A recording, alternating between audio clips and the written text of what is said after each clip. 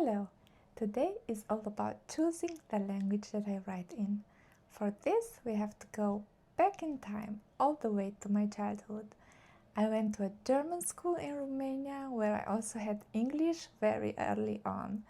I read all the interesting Romanian children's books that I could find, but there were not many in the small town we used to live in.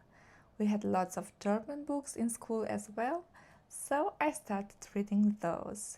And then a girl in my class had some English books she gave me, and it just clicked for me. I think it was Narnia that I first read, and it felt really right. The language was beautiful and so easy to understand. It was so nice to be able to read the original text because the translations sounded wrong somehow, and maybe we didn't have such good translations back then, I don't know.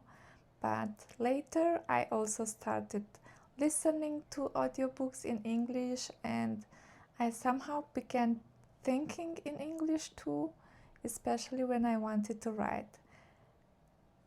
But the advice books about writing were saying that you absolutely have to write in your native language because your writing sounds wrong otherwise.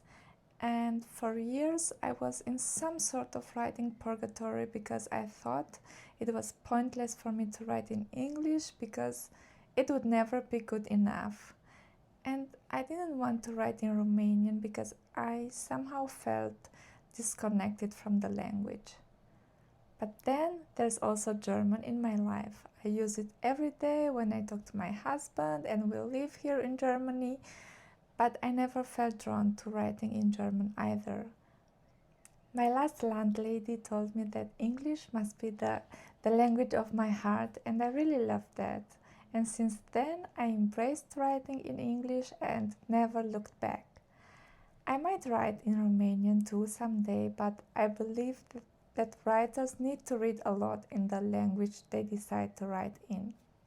Next time I'll tell you more about how many hours I have written so far, how I keep track of them, and what I write about.